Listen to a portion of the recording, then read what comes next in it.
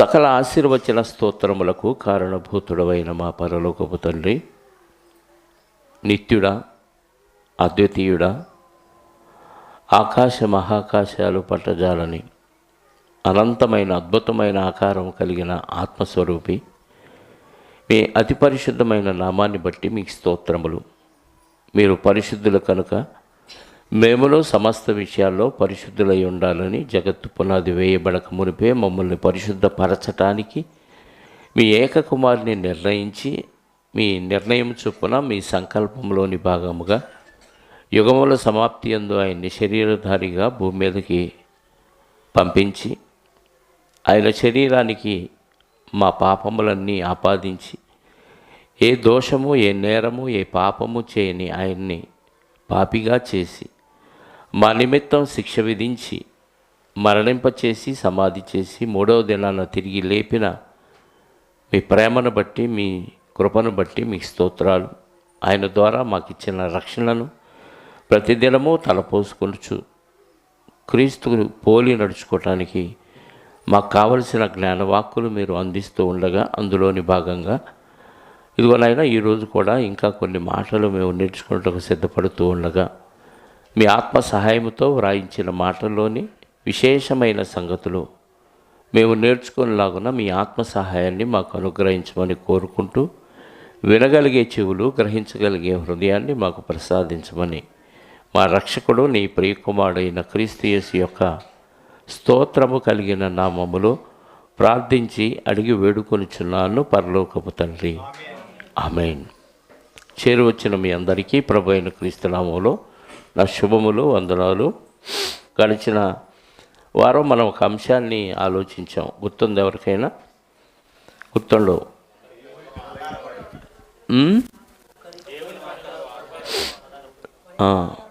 దేవుడు మనకి అపజయాల్ని, విశ్వాసులైన వారికి అపజయాల్ని అనుమతించడానికి కారణం ఏంటి అనే అంశంలో ఒకరిపైన ఒకరు ఆధారపడటానికి, దానికి గాను ఒక ఎగ్జాంపుల్ దేవుడు చూపించాడు. శరీరము, అందులోని అవయవాలు. మరొక సందర్భం, అదే సందర్భాన్ని మరొక పుస్తకంలో చూద్దాం. కొరింథీయులకు రాసిన మొదటి పత్రిక 12వ అధ్యాయము 12వ వచనం నుండి చూద్దాం.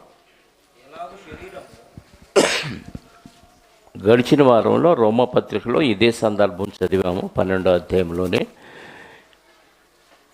కొరింథీ మొదటి పత్రిక 12వ అధ్యాయము 12వ వచనం నుండి చదవగలిగితే, ఎలాగూ శరీరము ఏకమై ఉన్నను అనేకమైన అవయవములు కలిగి ఉన్నదో, ఎలాగూ శరీరము యొక్క అవయవములన్నీ అనేకములై ఉన్నను ఒక్క శరీరమై ఉన్నదో, అలాగే క్రీస్తు ఉన్నాడు. పోల్చాడండి. అనేకమైన అవయవాలు కలిపి ఒక శరీరం. ఒక శరీరంలో అనేకమైన, రెండు యాంగిల్స్లో చెప్పాడు. అనేకమైన అవయవాలన్నీ కలిపితే ఒక శరీరం. ఒక శరీరం అంటే అర్థం ఏంటంటే, శరీరంలో అనేకమైన అవయవాలు ఉన్నాయి. అలాగే క్రీస్తు ఉన్నాడు. అంటే సంఘములో ఉన్న అందరూ కలిపి ఒక దేహం. ఒకటే దేహం అంటే యేసుక్రీస్తు వారి దేహం.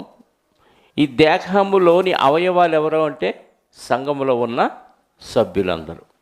సంఘములో ఉన్న సభ్యులందరికీ ఒకటే పని ఉంటుందా? వేరువేరు పనులు ఉంటాయి.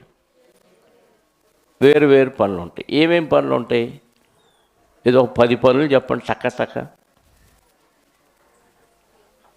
ప్రార్థనకు ఆలస్యంగా రావటం, ఆమెను అన్నప్పుడు త్వరగా ఇంటికి వెళ్ళిపోవటం, ఇదొక పని. అంతేనా?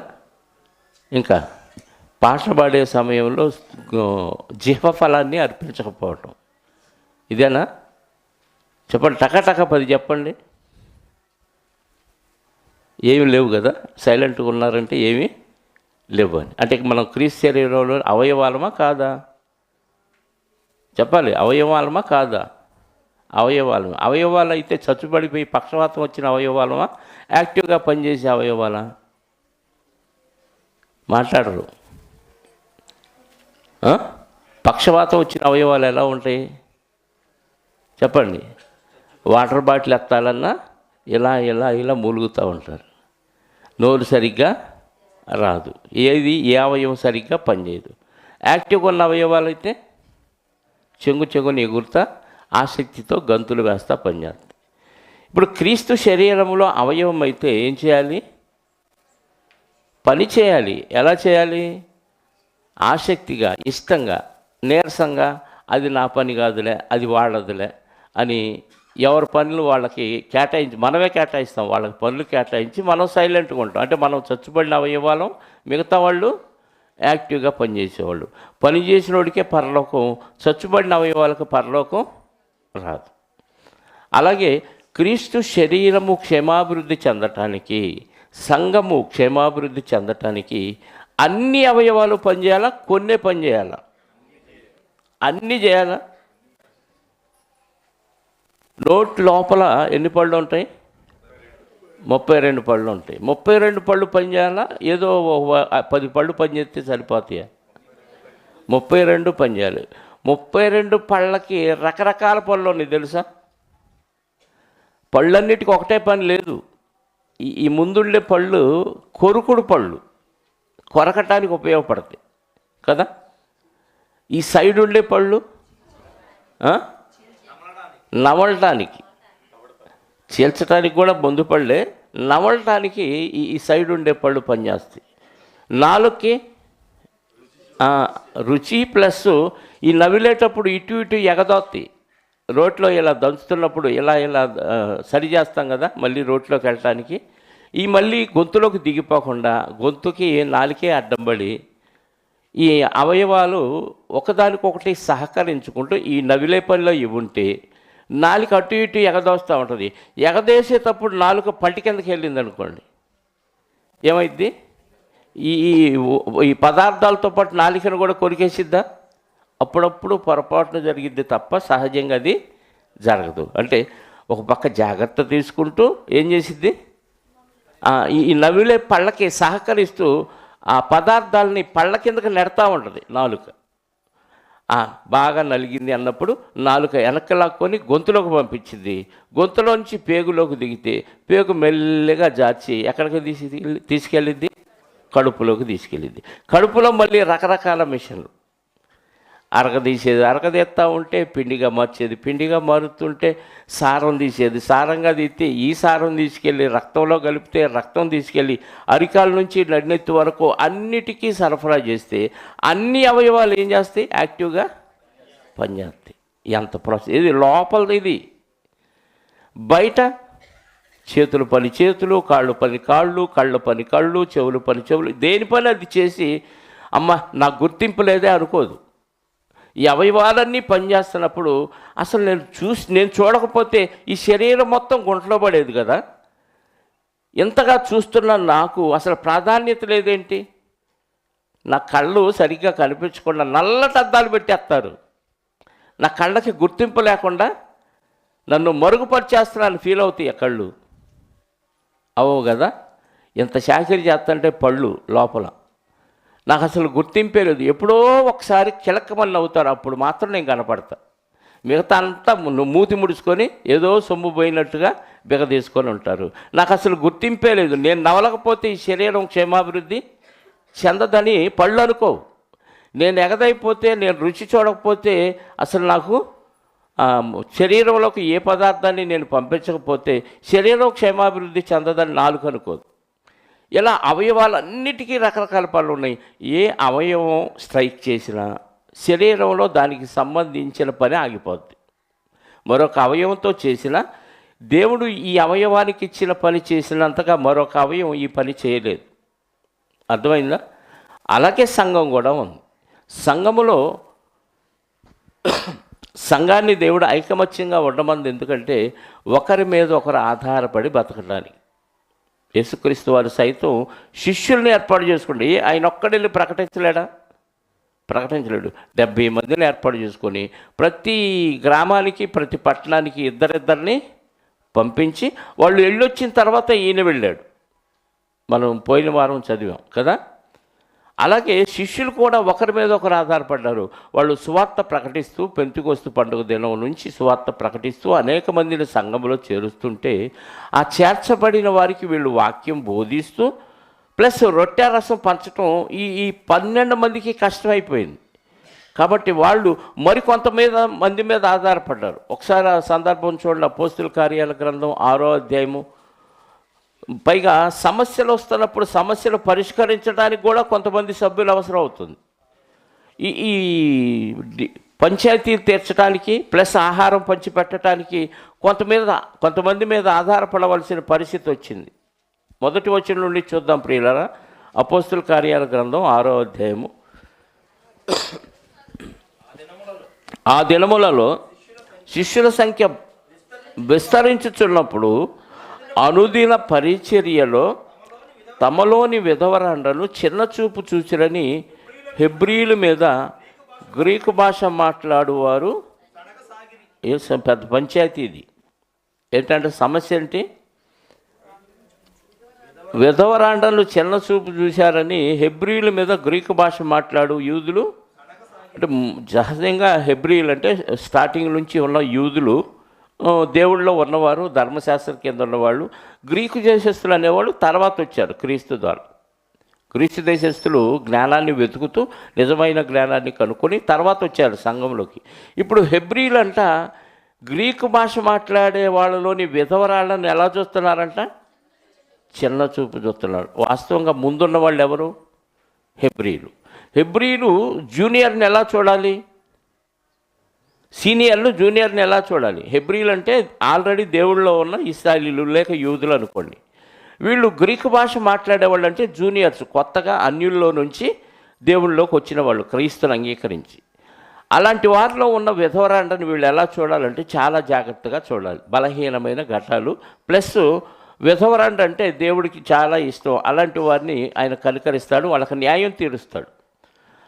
ఇంత జ్ఞానం తెలిసిన ఈ సీనియర్సు గ్రీకు భాష మాట్లాడే వాళ్ళలో ఉన్న విధవరాండ్రని ఎలా చూశారంట? చిన్న చూపు చూశారు. దానికోసం వాళ్ళు సడుగులు ప్రారంభించారు. మనం కూడా ఏదన్నా పట్టించుకోలేదనుకోండి, కొంతమందిని చూసావా ఆయన పట్టించుకోలేదు, ఆయన నన్ను అసలు చూసి కూడా చూడనట్టుగా ఉన్నారు. ఆయన ఏముంది, అందరూ ఒకరికొకళ్ళు కూడా ఇలా అపార్థాలు చేసుకొని వాళ్ళతో ఇక నేను కటీఫ్ అని మాట్లాడకుండా మొహం బాగా ఇంతలావు పెట్టుకొని ఉండేవాళ్ళు చాలామంది ఉన్నారు. అలకటం అనేది బైబిల్లో లేదు. ఒకళ్ళు అలిగితే వాళ్ళు దేవునికి దూరస్తులైన వాళ్ళే. శరీరంలోని అవయవాలు ఒకదానికొకటి అలుగుతాయా? చెప్పాలి. స్నానం చేసేటప్పుడు ఒళ్ళంతా బాగా, మొహం ఎక్కువ రుద్దుతారు, ఒళ్ళంతా బాగా. పాదాలు గిలకల దగ్గర నుంచి కిందకి బాగా వంగి రుద్దేవాళ్ళు ఎంతమంది? తక్కువ. ఎందుకని? దానికోసం కష్టపడాలి, వంగాలి, చాలాసేపు రుద్దాలి. ఇదంతా ఇప్పుడు అయ్యే పని కాదు, కష్టం. కాబట్టి దాన్ని ఏదో అలా రుద్దేసి ఏదో తూతు మంత్రం అన్నట్టుగా వదిలేస్తాం. ఇప్పుడు పాదాలు అసలు ఎలా ఫీల్ అవ్వాలి అప్పుడు చెప్పండి? అంత బాగా రుద్దుతారు. కనపడే మొహానేమో 1-4 సార్లు రుద్దుతారా? నేను కనపడను కాబట్టి, చెప్పులో పడి ఉంటాను కాబట్టి ఏదో తూతు మంత్రం అని 4 నీళ్లు పోసి ఊరకాల అని వదిలేస్తారా అని ఫీల్ అయిందనుకో కాలు, నువ్వు ఎక్కడికన్నా వెళ్ళగలవా? అలిగిందనుకో, చర్చికి రాలేరు, ఫంక్షన్లకి వెళ్ళదు, అలిగిద్ది అది.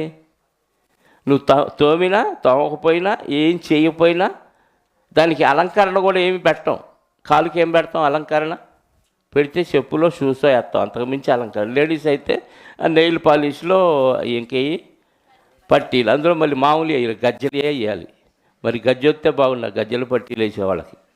సంఘంలో కూడా గల్లు గల్లు మంది తిరుగుతారు, దెయ్యాలు తిరిగినట్టు. పిల్లలకు కూడా అలవాటు చేశారండి. ఎందుకో నేను వస్తానని అందరికీ తెలియాలి హో అన్నట్టు సాటింపు వేసుకోవటానికి ఎవడు పుట్టించాడు కానీ గజ్జల పట్టీలు, తలకాయ నొప్పి. సంఘంలో మరి బయట సంగతి ఏమో మనకు అనవసరం.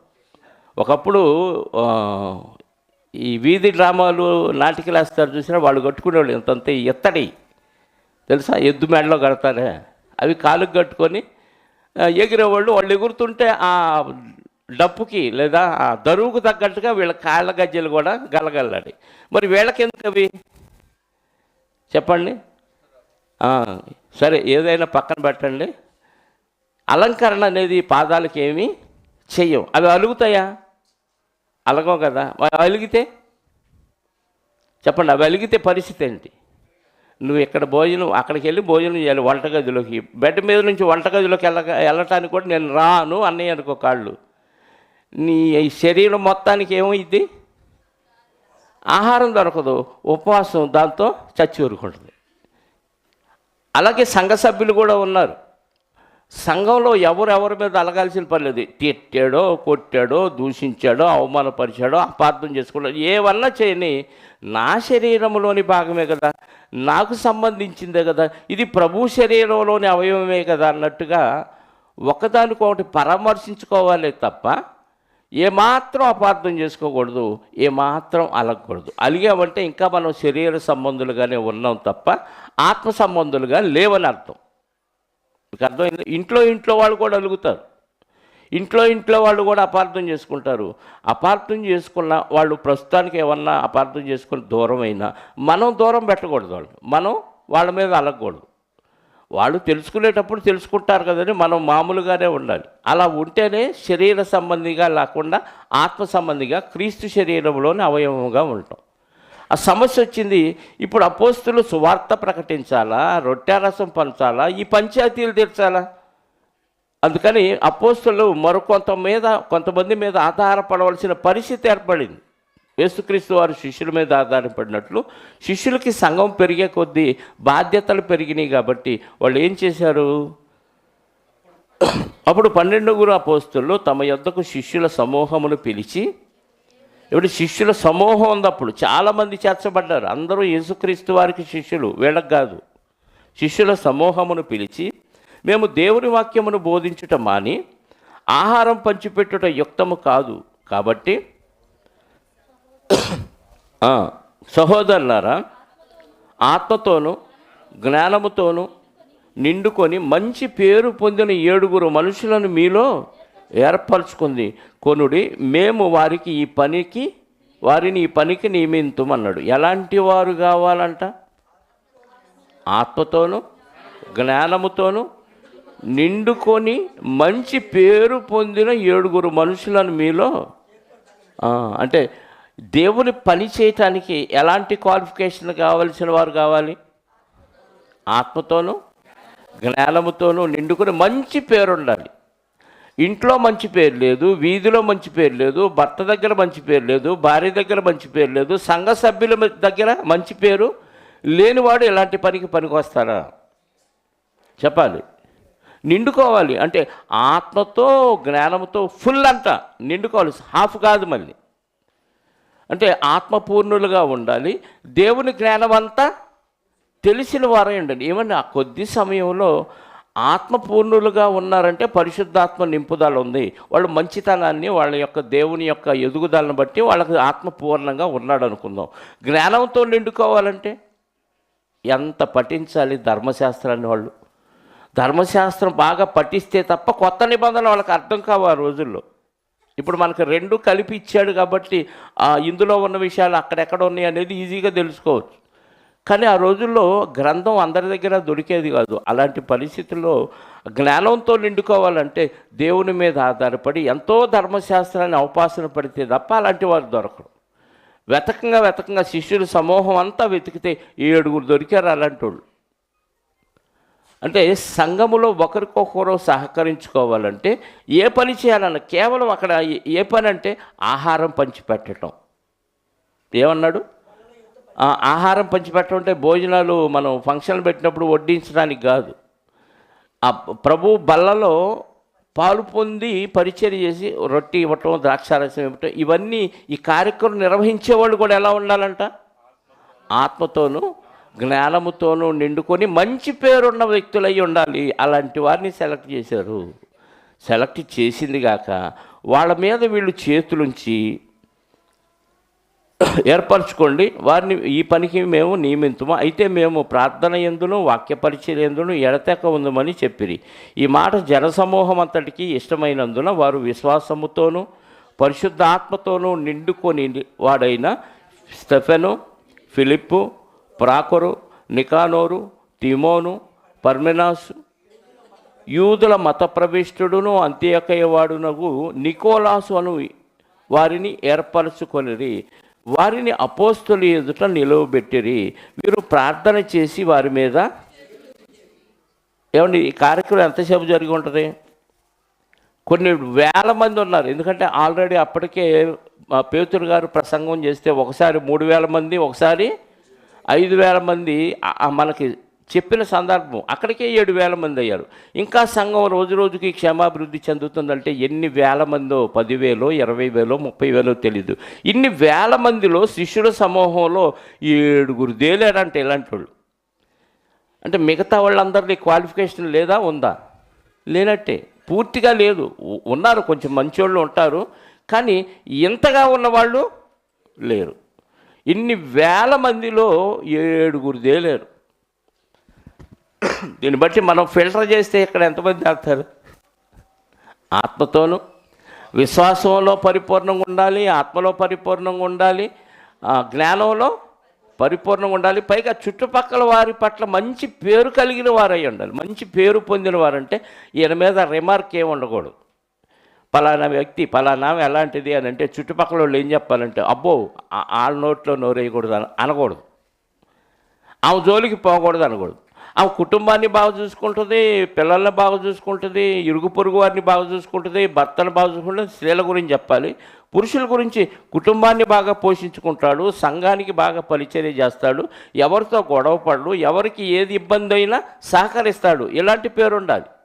అది మంచి పేరు పొందటం అంటే. ఇలాంటి గ్రూపులు మొత్తం సమూహాన్ని వెతికితే 7 తేలేరు. 7 వీళ్ళ దగ్గరకు వచ్చి నిలవబెడితే మిగతా వీళ్ళు వారి మీద చేతులుంచి ప్రార్థన చేసి వారి మీద చేతులుంచిరి. చాలండి.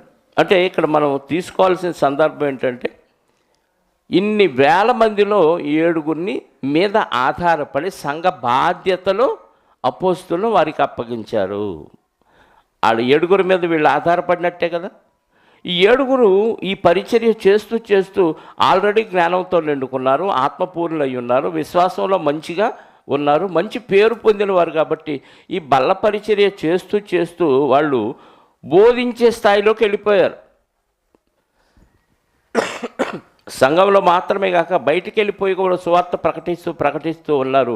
మరి ఈ బాధ్యతలు తర్వాత మళ్ళీ వేరే వాళ్ళకి అప్పగించి ఉంటారు. అవన్నీ దేవుడు రాయించలేదు. కానీ ఈ పనికి వీళ్ళు బయటికి సువార్తకి వెళ్ళిపోయారు. ఈ స్టెఫెన్ కానీ ఫిలిప్ గారు కానీ వీళ్ళు బయటికి వెళ్తే సువార్త ప్రకటించడానికి. మరి ఈ పని ఎవరు చేస్తారు? కాబట్టి ఇదే ప్లేస్లో ఇలాంటి క్యారెక్టర్ ఉన్న వాళ్ళని మరికొంతమందిని వీళ్ళు అపాయింట్ చేసి ఉండొచ్చు. వాళ్ళు అపోస్తుల దగ్గర తీసుకెళ్తే వాళ్ళు ప్రార్థన చేసి చేతులు ఉంచవచ్చు. అవన్నీ దేవుడు రాయించలేదు. కానీ వీళ్ళు కూడా మళ్ళీ బయటికి వెళ్ళిపోయారు. అక్కడ చదివితే 8వ వచనంలో స్టెఫెను కృపతోనూ బలముతోనూ నిండినవాడై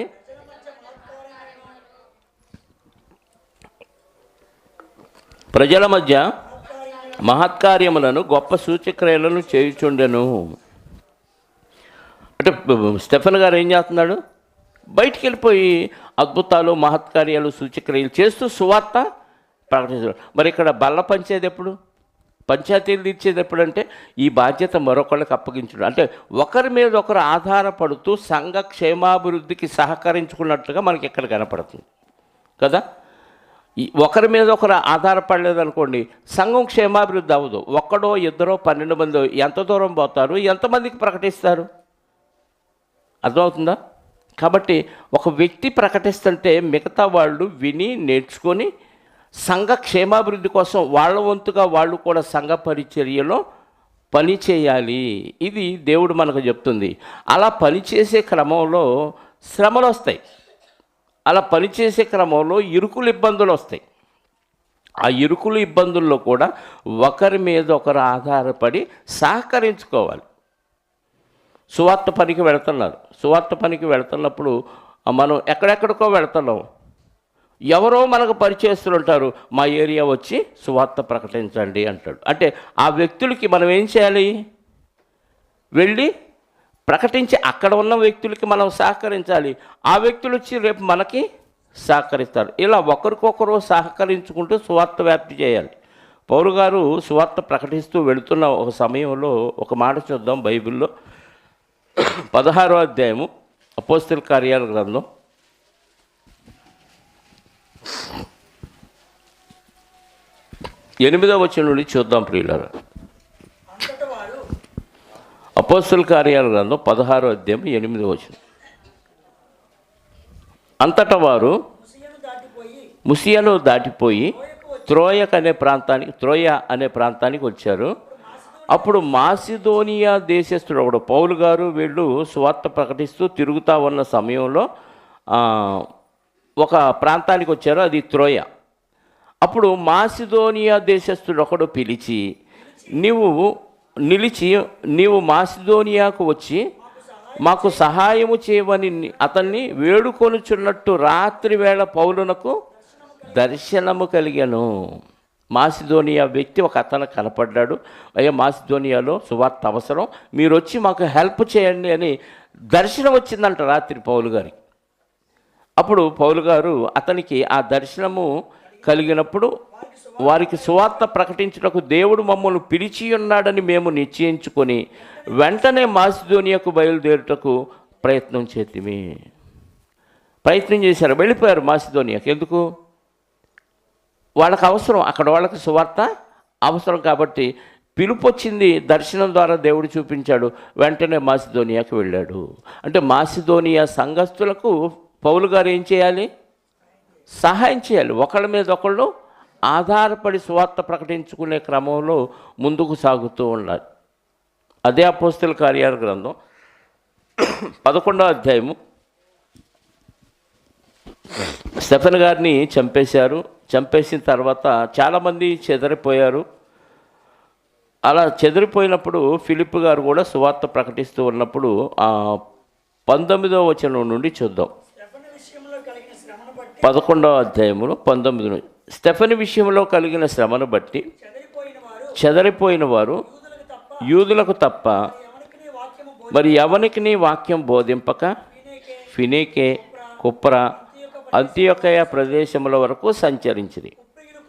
కుప్రీయులు కొందరు, కురేనీయులు కొందరు వారిలో ఉండిరి. వీరు అంతియొకయ అనే ప్రాంతానికి వచ్చి గ్రీసు దేశపు వారితో మాట్లాడుచు ప్రభువైన యేసుక్రీస్తును గుర్చిన సువార్త ప్రకటన. ఏమంటే స్టెఫెన్ని చంపారు, రాళ్లతో కూడి చంపగానే హింస ప్రారంభమైంది. సౌలుగా ఉన్నప్పుడు పౌలు గారు భయంకరంగా హింసిస్తున్నప్పుడు అక్కడ సంఘం అంతా చెదిరిపోయింది. అపోస్తులు మాత్రం యెరూషలేములో ఉన్నారు. మిగతా శిష్యులందరూ ఏమైపోయారు? చెదిరిపోయిన వాళ్ళు ఖాళీగా లేకుండా ఏ ప్రాంతానికి వెళితే ఆ ప్రాంతం సువార్త ప్రకటిస్తూనే ఉన్నారు. చాలా ప్రాంతాలు తిరిగారు అనేక మంది. అంటే క్రైస్తవ్యాన్ని మొక్కలు చేయాలి, క్రైస్తవ్యాన్ని ఉండనివ్వకూడదని ఎంతమంది దీనికి నాంది పలికి ఎన్నో కార్యక్రమాలు చేసిన క్రైస్తవ్యం చెదరిపోయే కొద్దీ విస్తరించిద్దే తప్ప ఆగిపోదు. ఇది తెలియాలి. మత ఛాందస్వాదులుగా లేకపోతే క్రైస్తవం మీద ఏదో బురద చల్లాలని, అణిచివేయాలని ప్రయత్నిస్తున్న వారికి తెలియాల్సిన విషయం ఏంటంటే, నువ్వు ఎంత ఆపాలని ప్రయత్నిస్తే అంత విస్తరించింది క్రైస్తవ్యం అనేది ఆది నుంచి మనకు అర్థమవుతున్న విషయం. మీకు ఎగ్జాంపుల్ చెప్పాలంటే, బొగ్గులు మండుతున్నాయి అనుకోండి, ఒక చోట కుంపటేసి బొగ్గులు మండిస్తున్నాం. ఈ బొగ్గుల్ని తీసి ఇలా విసిరేసామనుకోండి, ఏమైద్ది? ఈ మండే బొగ్గు ఊరుకుంటుందా? కాసేపు దేన్ని ఒకదాన్ని మండించి అప్పుడు కానీ దాని పని అది చేయదు. ఇలా విసిరేసామనుకోండి, చుట్టూ ఇళ్ళు ఉన్నాయి అనుకోండి, ఏమైద్ది? ఒక చోట మండుతుంటే దాన్ని కెలికితే ఏమైద్ది? ఆ కొంపలన్నీ అంటించేసింది. ఈ క్రైస్తవ్యం అదే పరిస్థితి. చెదరగొట్టాలని ట్రై చేశారు, ఆపేయాలని ట్రై చేశారనుకో, ఇది ఆరిపోదు. సూర్యుడిని ఎంతవరకు ఆపగలడు మనిషి? సూర్యుడిని ఆపగలడా? సూర్యుడిని ఎవడు ఆపలేడు. ఆపాలని చెయ్యి అడ్డం పెట్టాడు అనుకోండి, ఏమైద్ది? నీ చెయ్యగాలిది తప్ప ఎంతసేపు పెడతావు? ఉపయోగం ఏమీ లేదు. అలా చెదిరిపోయిన వారు సువార్త ప్రకటిస్తూ ఉన్నారు. ప్రకటించే కొద్దీ సువార్త విస్తరిస్తూనే ఉంది. ఆపటానికి ట్రై చేస్తే ఇది ఒక పక్క విస్తరిస్తూనే ఉంది. అప్పుడు అంతియొకయ ప్రాంతానికి కూడా వెళ్ళి అక్కడ సువార్త ప్రకటించారంట ఈ చెదిరిపోయిన వారిలో కొంతమంది. 21వ వచనం, ప్రభు హస్తం వారికి తోడై ఉండెను గనుక నమ్మిన వారు అనేకులు ప్రభు తట్టు ఇటు ప్రకటించారు. చాలామంది నమ్మి అందరూ ప్రభు వైపు వచ్చేసారు. వారిని గూర్చిన సమాచారం యెరూషలేములో ఉన్న సంఘపు వారు విని బర్నబారు అంతియొకయ వరకు పంపిరి. ఏమండి, జాగ్రత్త వినండి. ఎక్కడికో చెదిరిపోయారు. అంతియొకయ అనే ప్రాంతానికి కూడా వెళ్ళి అక్కడ సువార్త ప్రకటించి చాలామంది సంఘంలో చేర్చబడ్డారు. చేర్చబడినారు అన్న విషయం యెరూషలేములో అపోస్తులు చెదిరిపోలేదుగా, వీళ్ళు యెరూషలేములోనే ఉన్నారు కాబట్టి వీళ్ళు విన్నారు. ఓహో, మన వాళ్ళు చెదిరిపోయిన వాళ్ళు ఖాళీగా లేరు, సువార్త ప్రకటించారు. ఇదిగో అంతియోకయ ప్రాంతంలో బాగా బలపడ్డారంట, చాలామంది క్రైస్తవ్యంలో చేరారంట. వాళ్ళని ఇంకా బలపరచడానికి ఇదిగో బర్నబా మన దగ్గర ఉన్నాడు కదా, ఈ బర్నబాని అక్కడికి పంపిద్దామని బర్నబా గారిని అక్కడికి పంపించారు. ఎక్కడికి?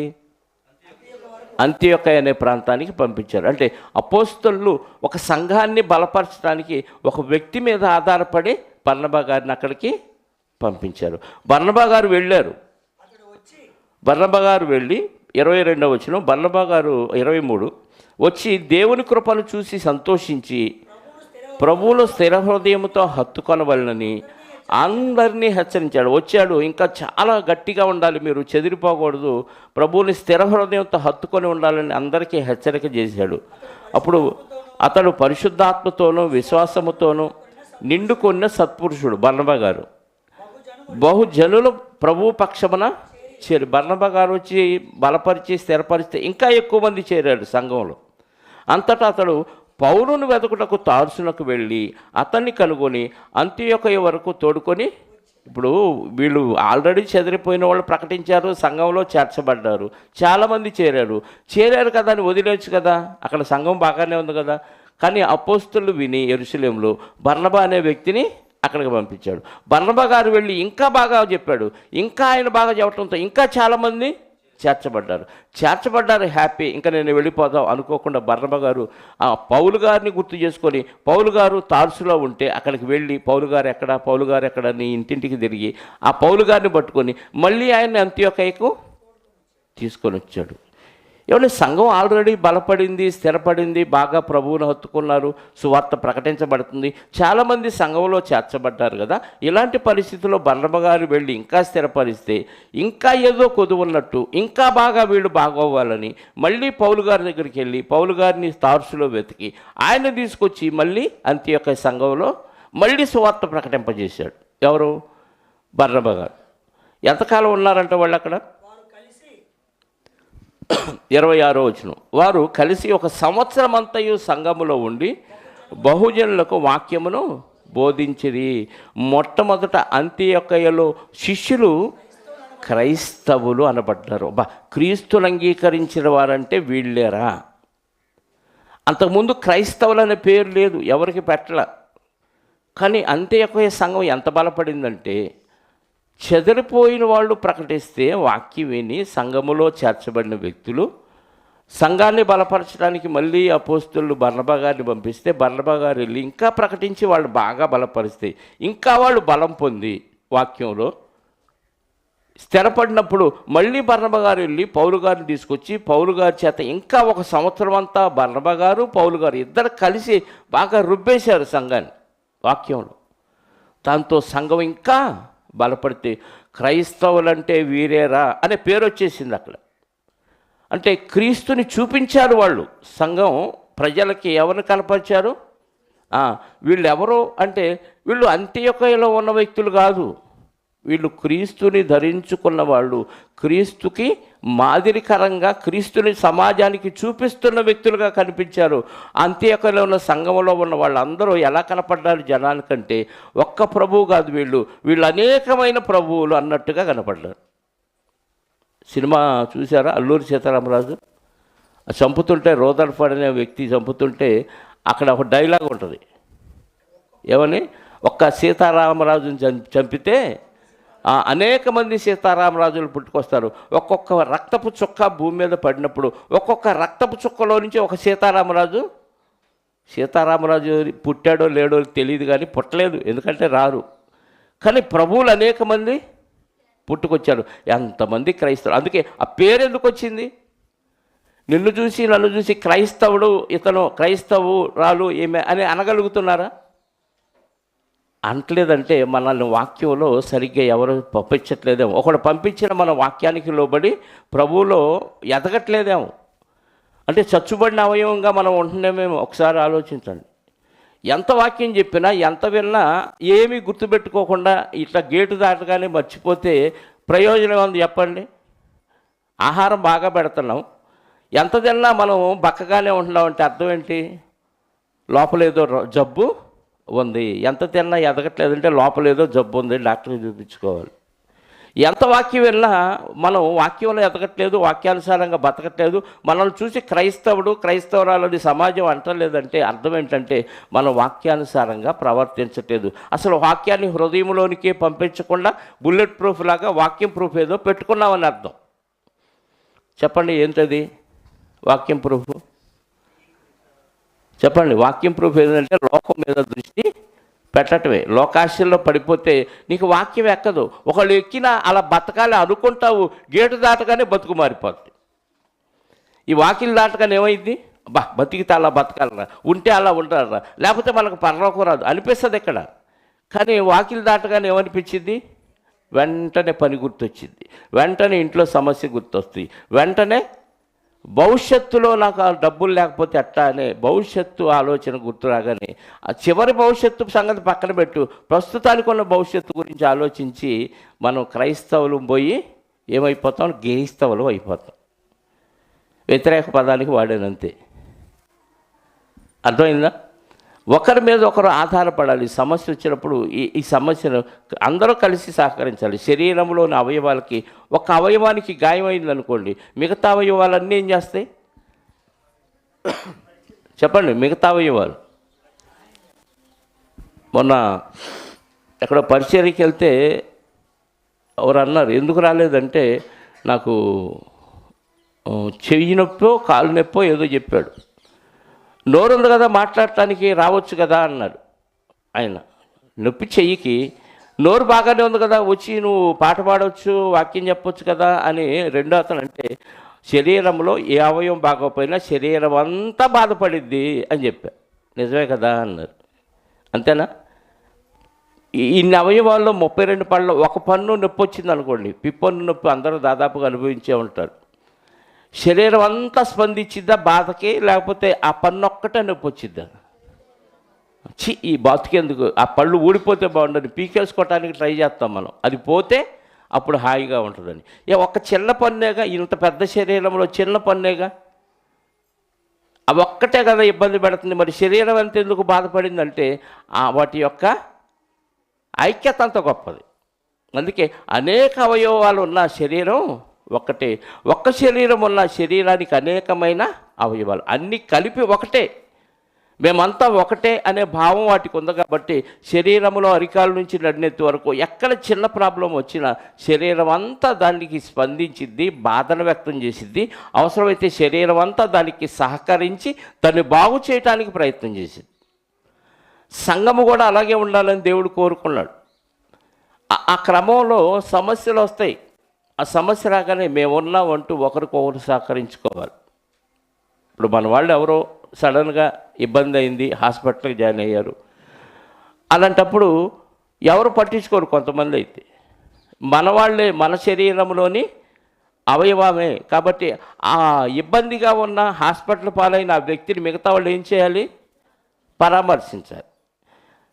అలా పరామర్శించకుండా అది వాడదు కదా, వాడు పరాయోడు కదా, మన ఇంటి పేరుటోళ్ళు కాదు, మన కులం పేరోళ్ళు కాదు, మన వాళ్ళు కాదు, మన రక్త సంబంధాలు కాదు, వాళ్ళు సంఘంలో మనకు పరిచయం అంతే అని వదిలేసామనుకోండి, మనం క్రీస్తు శరీరంలో అవయవమైనట్ట ఇంకా దూరంగానే ఉన్నట్ట, ఇంకా దూరంగానే ఉన్నట్టు. కాబట్టి సంఘానికి వచ్చి బాప్తీసం తీసుకొని క్రీస్తు శరీరంలో చేర్చబడిన ప్రతి వ్యక్తి ఆత్మ సంబంధమైన కుటుంబ సభ్యులు అన్న సంగతి మర్చిపోకూడదు.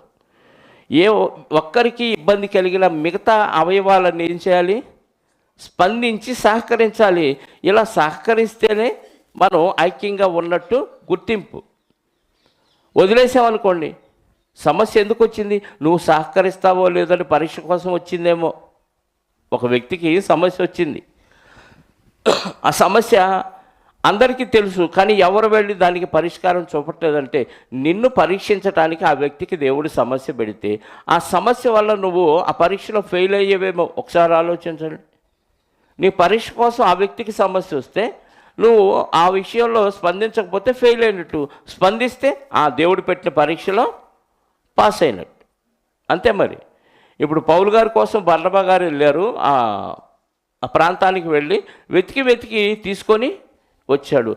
నాకెందుకులే, నేను వచ్చాను బలపరిచాను కదా, ఇంకెందుకు మళ్ళీ పౌలు గారు అనుకోలేదు. అంటే నాకంటే ఇంకా బాగా చెప్పగలిగి, ఇంకా బాగా సాక్ష్యం చెప్పగలిగిన వ్యక్తి ఆయన ఉన్నాడు. ఒకప్పుడు నేను హింసకుడను, దోషకుడను, ఇప్పుడు మారిపోయాను. నేనే ఇలా ఉంటే మీరు ఇంకెంత గొప్పగా ఉండాలని పౌలు గారిని తీసుకొచ్చి చెప్పిస్తే బాగుంటుందనే ఆలోచన బర్నబా గారికి కలిగి పౌలు గారి మీద ఆధారపడి వెతికి తీసుకొచ్చి తార్సు నుంచి అక్కడ 1 సంవత్సరం ఉంచాడు. 1 రోజు 2 రోజులు మీటింగ్ కాదు అది. మనం మీటింగ్ పెడితే ఎన్ని రోజులు పెడతాం? ఒక నైటు 1 గంట 2 గంటలు అంతే. దానిలో కూడా ఆబ్సెంట్గా గంటల ఆలస్యంగా వచ్చేవాళ్ళు ఉన్నారు. అది మన వాడుక అలవాటు అయిపోయిన పద్ధతి. సంవత్సరం మొత్తం అక్కడ ఉండి పౌలు గారు ఏం చేశాడంట? సంఘాన్ని బలపరిచాడంటే అది సంఘాన్ని బలపరచడం అంటే సంఘం ఐకమత్యంగా ఉండాలంటే ఎక్కువ సమయం వాక్యంలో వాళ్ళని ధ్యానింపజేస్తే, వాక్యం ఆలోచింపజేస్తే ఖచ్చితంగా వాక్యానుసారంగా బతకడానికి అవకాశం ఉంటుంది. ఈ సహకారం ఉండదు. లేకపోతే మన వాక్యంలో ఎదకపోతే ఒకరికొకరు సహకరించుకోవాలనే ఆలోచన ఉండదు. సంఘంలో ఎవరికైనా ఇబ్బంది అయినప్పుడు నా ఇంట్లో నాకు జరిగినట్టుగానే నేను ఫీల్ అవ్వాలి. అలా ప్రతి ఒక్కరూ ఫీల్ అయినప్పుడే సహకారం చేసుకోగలరు. బంధువులు, రక్త సంబంధాలు అయితే ఎంత దూరమైనా వెళ్ళి, ఎన్ని రోజులైనా వెళ్ళి వాళ్ళకి ఊడిగం చేసి వస్తాం. వాళ్ళు పరలోకానికి వచ్చేవాళ్ళు కాదు. కానీ పరలోకానికి వచ్చే ఆత్మ సంబంధులకు అలాంటి ఇబ్బంది జరిగితే, ఫంక్షన్లు జరిగినా, మనిషి చనిపోయినా, జ్ఞాపకార్థ కోరికలైనా మిగతా వాళ్ళు సహకరించరు. అది మన పని కాదు. మన రక్త సంబంధులే మన వాళ్ళు అనుకుంటాం తప్ప బయట వాళ్ళని, సంఘంలో ఉన్నవారిని మన వాళ్ళు అనుకోవట్లే. మనం అలా అనుకోలేదంటే నువ్వు ఇంకా క్రీస్తు శరీరానికి అంటుకట్టబడలేదేమో ఒకసారి ఆలోచించుకోండి. ఆ జబ్బు, అది భయంకరమైన జబ్బు. ద్రాక్షవల్లిని నేను, తీగలు మీరు. ద్రాక్షవల్లిని అంటిపెట్టుకున్న తీగ ఏమైంది? ఫలించింది. ద్రాక్షవల్లికి దూరంగా ఉన్న తీగ ఫలించదు. యోహాను సువార్త 15లో చెప్తాడు కదా. ఇప్పుడు ద్రాక్షవల్లిని అంటిపెట్టుకొని ఉన్నావా, నీకు కష్టాలు వస్తాయి. ద్రాక్షవల్లికి దూరంగా ఉండి కూడా ఫలిస్తున్నాను అనుకునే సంబరంలో ఉన్నావా, నీ కష్టాలు, శ్రమలు రావు, పచ్చగా ఉంటావు.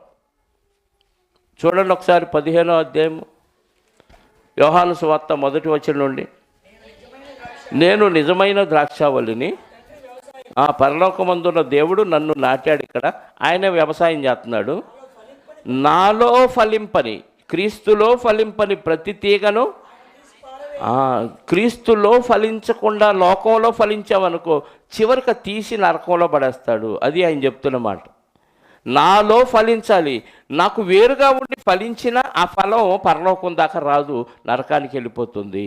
కాబట్టి క్రీస్తులో ఉండి ఫలించాలి. క్రీస్తు శరీరాన్ని అంటి పెట్టుకొని ఫలించాలి. మనం అంట్లు కడతాం కదా మొక్కలకు అప్పుడప్పుడు. అంటే అర్థం ఏంటి? ఈ తీగలో నుంచి సారవంతా ఈ అంటుకట్టబడిన తీగకెళ్ళి ఇది కూడా స్వతంత్రంగా వేళ్ళు తయారు చేసుకొని బతకగలిగే సామర్థ్యం సంపాదించిన వరకు ఎలా ఉండాలి? ఈ శరీరాన్ని అంటబెట్టుకొని ఉండాలి. అప్పుడు సపరేట్గా వెళ్ళిపోయి అక్కడ కూడా వేళ్ళుని మళ్ళీ క్రీస్తు శరీరంలో ఎదుగుతూ ఉంటుంది, ఫలిస్తుంది. అదే చెప్తున్నాడు ఇక్కడ. నాలో ఫలింపని ప్రతి తీగ, పనికిరాని తీగను ఆయన తీసి పారవేయును.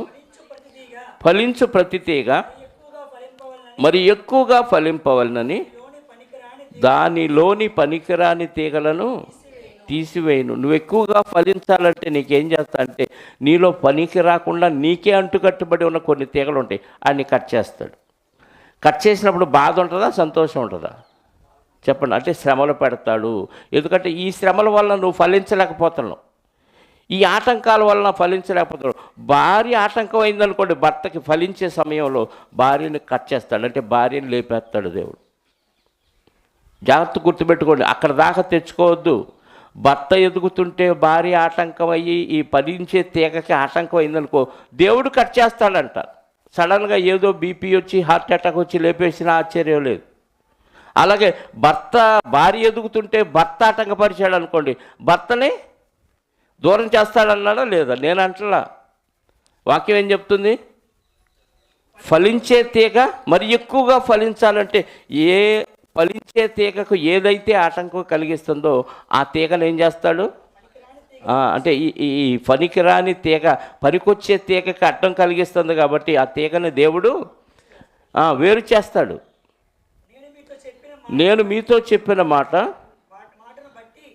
మాటను బట్టి మీరు పవిత్రులై ఉన్నారు. మీరు పవిత్రులై ఉన్నారు. నా యందు నిలిచి ఉండడి. నా యందు నిలిచియుండడి, యందు నేను నిలిచి ఉందును. మీ యందు నేనును నిలిచియుందును. ద్రాక్షావల్లిలో నిలిచి ఉంటేనే కానీ తీగ ద్రాక్షావళిలో నిలిచియుంటేనే కానీ తనంతట తానే ఎలాగ తనంతట తానే ఎలాగూ ఫలింపదు. ఫలింపదో అలాగే నా యందు నిలిచి అలాగే నా యందు నిలిచి ఉంటేనే కానీ నిలిచియుంటేనే కానీ మీరును ఫలింపరు. మీరును ఫలించరు.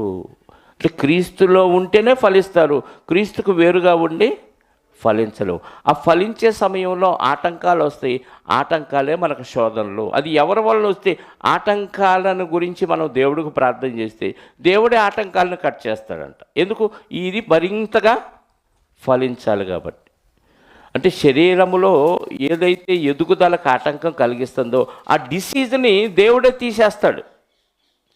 నువ్వు బాగా ఎదుగుతున్నావు, దేవుళ్ళు ఎదుగుతున్నావు, ఫలిస్తున్నావు. ఫలించే సమయంలో కొన్ని ఇబ్బందులు వచ్చినాయి శరీరంలో కనుకోండి. మన శరీరంలో కొన్ని బ్యాక్టీరియా వచ్చింది, దాన్ని దేవుడే తీసేస్తాడు. అది డాక్టర్ ద్వారా కావచ్చు, ప్రకృతి ద్వారా తీయొచ్చు. నువ్వు ప్రార్థన చేస్తే దేవుడే చూసుకుంటాడు ఆ పని. అర్థమవుతుందా? కాబట్టి ఫలించటం దేవుడికి ఇష్టం. ఆ ఫలించే క్రమంలో ఆటంకాలు వస్తాయి. ఆటంకాలు వచ్చినప్పుడు మరొకరి సహాయంతో ఈ ఆటంకాలను దేవుడు తొలగిస్తాడు. కాబట్టి ఒకరి మీద ఒకరు ఏం చేయాలి? ఆధారపడి ఉండాలి. అలా ఆధారపడితేనే మనం అభివృద్ధి చెందగలం. 18వ అధ్యాయం అదే అపోస్తలుల కార్యాల గ్రంథం 24వ వచనం నుండి చదువుదాం. అలెగ్జాంద్రియ వాడైన అపోల్లో ఒక యూదుడు అలెగ్జాంద్రియ ఆయన ప్రాంతం అండి. అపోల్లో ఆయన పేరు అపోల్లో. అలెగ్జాంద్రియ వాడైన అపోల్లో ఒక యూదుడు ఎఫెసునకు వచ్చెను. ఎఫెస్ అనే ప్రాంతానికి వచ్చాడు. అతడు విద్వాంసుడు, లేఖనముల యందు ప్రవీణుడై ఉండెను. అతడు ప్రభు మార్గం విషయమై ఉపదేశం పొంది తన ఆత్మయందు తీవ్రపడి యోహాను బాప్తిసం మాత్రమే తెలుసుకున్నవాడైనను యేసును గూర్చే సంగతులు వివరంగా చెప్పి బోధించుచు సమాజ మందిరములో ధైర్యంగా మాట్లాడుచు ప్రారంభించను. ఎవరైనా? అలెగ్జాంద్రియ అనే ప్రాంతం వాడైన అపోల్లో అనే యూదుడు. ఆల్రెడీ యూదుడు అనగానే ఆటోమేటిక్గా ధర్మశాస్త్రం అంతా అవపాసన పెట్టాడు. లేఖనముల యందు ప్రవీణుడు ఇతను, పైగా విద్వాంసుడు. ఇతను యోహాను గారు ఇచ్చిన బాప్తిసం మాత్రమే తెలుసు. యేసుక్రీస్తు వలన మారు మనసు పొంది పాపక్షమాపణ నిమిత్తం బాప్తిసం పొందాలన్న విషయం తెలియదు. కానీ ఆసక్తి ఉంది, లేఖనాల మీద పట్టుంది. కానీ ఆ లేఖనాల్లో నుంచే దేవుడు యేసుక్రీస్తు వారిని పంపించాడన్న విషయం తెలిసిన ఈ పాపక్షమాపణ నిమిత్తం బాప్తిసం ఇవన్నీ తెలియక మొత్తానికి ఆసక్తితో సువార్తను ప్రకటిస్తున్నాడు. ఆసక్తి ఉంది, పైగా టాలెంటెడ్ పర్సను. దాన్ని బట్టి సువార్తను ప్రకటిస్తూ అలా తిరుగుతూ సమాజ మందిరాల్లో ధైర్యంగా బోధిస్తున్నాడు. ఏమంటే హాఫ్ నాలెడ్జ్ అయినా ఇంత ధైర్యంగా బోధిస్తే ఫుల్ నాలెడ్జ్ ఉన్నవాళ్ళు, ఈయనకు పూర్తి అవగాహన లేదు యేసుక్రీస్తు రక్షణ సువార్తల గురించి, అయినా సమాజ మందిరంలో ధైర్యంగా బోధిస్తుంటే అక్కడ ఉన్నవాడు ఎవడో క్వశ్చన్ చేయలేదంటే వాళ్ళకి ఇంకా నాలెడ్జ్ తక్కువ అని అర్థం. ఇదేంటి యేసుక్రీస్తు గురించి లేఖనాలు ఇలా ఉంది కదా, నువ్వేంటి ఇలా చెప్తున్నావు అని ఎవరు క్వశ్చన్ చేయలేదు. అంటే ఈయనకే వాళ్ళకంటే కొద్దిగా ఎక్కువ తెలుసు అపోల్లోకి. ఆయన బోధించాడు, ధైర్యంగా బోధిస్తే ఎవడు క్వశ్చన్ చేయలేదు. అప్పుడు బాగా నాలెడ్జ్ తెలిసిన వారు ఇది పౌలు గారి దగ్గర బాగా ఉండి పౌలు గారితో బాగా తిరిగిన వ్యక్తులు అపోల్లో అకులా ప్రిస్కిల్లా జంట ఉన్నారు, భార్యాభర్తలు. వాళ్ళు విన్నారు, ఏంటి ఈయన ఏమీ తెలియకుండా ఎలా బోధిస్తున్నాడు అని అతన్ని చేర్చుకొని దేవుని మార్గమును అతనికి పూర్తిగా అతనికి విషదపరిచరి. అంటే ఇన్ని వేల మందిలో సమాజ మందిరంలో అంటే చాలామంది యూదులు పోగవుతారు. అలాంటి వారి మధ్య ధైర్యంగా అపోల్లో ఆయన బోధిస్తుంటే ఎవరు క్వశ్చన్ చేయలేదు. బాగా నాలెడ్జ్ ఉన్నవాళ్ళు పౌలు గారి దగ్గర నేర్చుకున్నారు కదా. ఈ ఫ్యామిలీ అకులా ప్రిస్కిల్లా అనే ఫ్యామిలీ విని ఈయనకి సరిగ్గా వాక్యం తెలియదు, ఇలాంటి ఆయన్ని ఇంకా మనం సానబెడితే ఇలాంటి ఆయన ఇంకా బాగా ధైర్యంగా బోధిస్తాడు. చక్కని దేవుని సువార్త, పరిపూర్ణమైన సువార్త సమాజం మధ్యకి వెళ్ళింది. ఎందుకంటే ఈయనకున్న టాలెంట్ వాళ్ళకి అర్థమైంది, ఈయన ధైర్యంగా బోధించే విధానం నచ్చింది. కాబట్టి ఆయన్ని ఇంటికి చేర్చుకొని ఈ భార్యాభర్తలు ఇద్దరు ఆయనకి దేవుని మార్గమును పరిపూర్తిగా వారికి ఆయనకు విశదపరిచిరి. తరువాత అతడు అకయ్యకు పోదలిచినప్పుడు అతన్ని చేర్చుకొనవలనని సహోదరులు ప్రోత్సాహపరచు అక్కడి శిష్యులకు వ్రాసిరి. అక్కడికి వచ్చి కృపచేత విశ్వసించిన వారికి చాలా సహాయము చేశాను. ఎక్కడికి వచ్చాడు? అకయ్య ప్రాంతానికి వెళదాం అనుకుంటున్నాను నేను. ఇప్పుడు బాగా నేర్పించారు కదా నాకు. ఇదంతా నేర్చుకొని అకయ్య అనే ప్రాంతానికి వెళ్ళి సువార్త ప్రకటించాలంటే అక్కడ మాకు సంఘం ఉంది, తెలిసిన వాళ్ళు ఉన్నారు, నీకెందుకు మేము రికమెండేషన్ లెటర్ రాస్తామని ఒక లెటర్ రాసి అదే అపోల్లో గారికి ఇచ్చి ఇప్పుడు వెళ్ళండి అకయ్యకి వెళ్ళండి అని అకయ్యకి వెళ్తే అక్కడ వాళ్ళు ఈయన బాగా చేర్చుకుంటే ఆయన బాగా ధనవంతుడు. ఎవరు? అపోల్లో. చాలా హెల్ప్ చేశాడంట అకయ్య సంఘం వాళ్ళకు కూడా ఈయన వెళ్ళి. ఏమన్నాడు అక్కడ 27? తరువాత అతడు అకయ్యకు పోదలిచినప్పుడు అతన్ని చేర్చుకొని వాళ్ళని సహోదరులు ప్రోత్సాహపరచు అక్కడి శిష్యులకు వ్రాసిరి. అతడు అక్కడికి వచ్చి కృపచేత విశ్వసించిన వారికి చాలా సహాయము చేశాను. యేసే క్రీస్తు అనే లేఖనముల ద్వారా అతడు దృష్టాంతపరచి యూదుల వాదములను బహిరంగముగాను గట్టిగాను ఖండించుచూ వచ్చాను. చూసారా, అపోల్లో లాంటోడు అంత తెలివి ఉన్నాడు, విద్వాంసుడు, ధర్మశాస్త్రం లేఖనాలు యందు ప్రవీణుడైన ఈయనే ఎవరి మీద ఆధారపడాల్సి వచ్చింది? అపోల్లో ప్రిస్కిల్లాల మీద. వీళ్ళు ఆధారపడింది కాక వీళ్ళు ఆయనకి నేర్పించి మళ్ళీ అకయ్యలో ఉన్న శిష్యులకి ఈ లెటర్ రాసి ఈయన చేర్చుకోండి ఇంకా సువార్త బాగా విస్తరించిందని వీళ్ళు రికమెండేషన్ అకయ్యకి చేస్తే ఈయన వెళ్ళి అక్కడ వాళ్ళకి బాగా సహాయం చేసి సువార్త ఇంకా గట్టిగా ప్రకటించాడు. దుష్టాంతాలను ఎత్తి యేసే క్రీస్తు అని ఏం చేశాడు? లేఖనముల ద్వారా అతను దృష్టాంతపరచి యూదుల వాదములను బహిరంగముగాను గట్టిగాను ఖండించే పరిస్థితి ఎందుకు వచ్చిందంటే ఈయన మంచి నాలెడ్జ్ నేర్చుకున్నాడు అకుల ప్రిస్కిల్లాల దగ్గర. అంటే తెలియని వారికి తెలిసిన వారు ఏం చేయాలంటే చక్కగా కూర్చోబెట్టి వాళ్ళకి అవసరమైతే ఆతిథ్యం ఇచ్చి వాళ్ళని బలపరిస్తే వాళ్ళు వెళ్ళిపోయి సువార్త ప్రకటిస్తారు. ఇది షాపులో నేను చాలాసార్లు చేశాను, చాలామందికి చేశాను. ఇప్పటికీ ఆ పని జరుగుతూ ఉంది. అప్పుడప్పుడు నన్ను వాళ్ళు పిలుస్తారు, సువార్త ప్రకటించడానికి వెళుతున్నాను. రేపు 16, 17 జనవరి నెలలో మరి కృష్ణా జిల్లా దాదాపుగా ఖమ్మం బోర్డరు, ఖమ్మం బోర్డరు తెలంగాణ ప్రాంతం ఎడ్జి అది సుమారుగా. ఆ ప్రాంతానికి మరి వాళ్ళు ఆహ్వానించారు. అందరూ అన్నిళ్ళు ఉన్న ప్రాంతం. నన్ను పిలిచిన వాళ్ళు కూడా అన్నిళ్ళలో నుంచి మారిన వ్యక్తులే. ఆ ప్రాంతానికి వెళ్ళి మేము ఆల్రెడీ 2 సార్లు వెళ్ళాను, మరొకసారి పిలిచారు. ఇలా షాప్లో కూర్చోబెట్టి కాస్త వాక్యం తెలిసిన వారిని బలపరచడం వలన వాళ్ళు స్థిరపడి ఈరోజు ఎక్కడికి చెదిరిపోయినా ఏం చేస్తాడు? సరుకున్నవాడు ఊరుకోడు. వాక్యం లోపల ఉండి మంట పెడితే ఆ మంట ఊరుకోదు, కాల్చేస్తూనే ఉంటుంది. ఎక్కడికి వెళ్ళినా, ఎక్కడ అరణ్య ప్రదేశానికి వెళ్ళినా ఏం చేసిద్ది? ఈ మంట దహించి వేస్తూ ఉంటుంది. కాబట్టి వాక్యం బాగా నేర్చుకున్న వాళ్ళు ఆగలేరు. ఎక్కడికి వెళ్ళినా సువార్త ప్రకటిస్తారు. ఒకరి మీద ఒకరు ఆధారపడుతూ సువార్తను వ్యాప్తి చెందించే పనిలో, సంఘము క్షేమాభివృద్ధి చెందించే పనిలో ప్రతి క్రైస్తవుడు ఉండాలి. అలా ఉండే సమయంలో మనకు ఆటంకాలు వస్తాయి. వాటిని దేవుడే అనుమతిస్తాడు. ఎందుకంటే ఈ ఆటంకాల వల్ల నువ్వేమవ్వాలి? ప్రయోజకులు అవ్వాలి. అందుకే యెరూషలేములో ఎందుకు హింస వచ్చింది, ఎందుకు ఆటంకం వచ్చిందంటే చెదరిపోవాలి వీళ్ళంతా. అనుమతించాడు దేవుడే. మిగతా వాళ్ళకి అనుమతించటం వలన శిష్యులు చెదరగొట్టారు. చెదిరిపోవటం వల్ల ఏమైంది? సంఘాలు విస్తరించినాయి. అనేక ప్రాంతాల్లో సంఘాలు తయారైపోయినాయి. ఆ సంఘాలను బలపరచడానికి అపోస్తులు మరికొంతమందిని పంపించడం, వాళ్ళు వెళ్ళి ఇంకా సంఘాలను బలపరచడం, ఆ సంఘాల ద్వారా ఇంకా సంఘాలు అభివృద్ధి చెందడం, ఇలా విస్తరించి క్రీస్తు శరీరం క్షేమాభివృద్ధి చెందింది.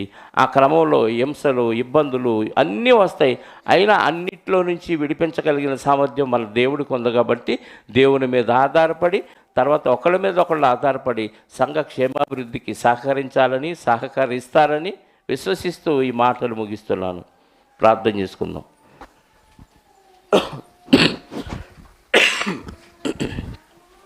క్రీస్తు యేసునందు మమ్మలను మిక్కిలిగా ప్రేమించిన మా కన్న తండ్రి, పరిశుద్ధుడా, కృపా కనికరము కలిగిన మా గొప్ప దేవ, అగ్నిలో నుంచి లాగినట్టు మమ్మల్ని లాగారు.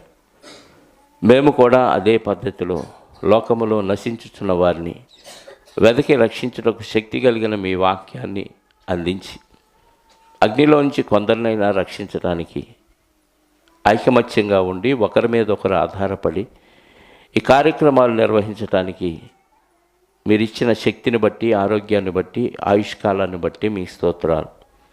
మరొక క్రీస్తు పునరుద్ధాన దినాన్ని మాకు అనుగ్రహించి మిమ్మల్ని స్తుతించి ఆరాధించి ఘనపరచడానికి మీరు ఇచ్చిన అవకాశాన్ని బట్టి కృతజ్ఞతాస్తుతులు క్రీస్తు ద్వారా చెల్లిస్తూ, ఇదిగోనైనా మరి ఇంకా 2 ఆరాధనలు ఉన్నాయి మా ముందు. మీ చిత్తమైతే ప్రతి ఆరాధనలో మీరే మహిమ, ఘనత, ప్రభావాలు పొందుకొనమని కోరుకుంటూ, వచ్చిన బిడ్డలందరినీ సురక్షితంగా వారి కుటుంబాలకు చేర్చండి. దినములు చెడ్డవి కనుక, ప్రమాదం ప్రతి నిమిషం పొంచి ఉంది కనుక మీ బిడ్డలైన వారిని మీ దూతల సహాయంతో కాపాడతారని విశ్వసిస్తూ, వచ్చిన బిడ్డల్లో ఎవరెవరు మీ పనిలో ఉన్నారో మీకు తెలుసు, మీ చిత్తానుసారంగా జీవిస్తున్నారో మీకు తెలుసు.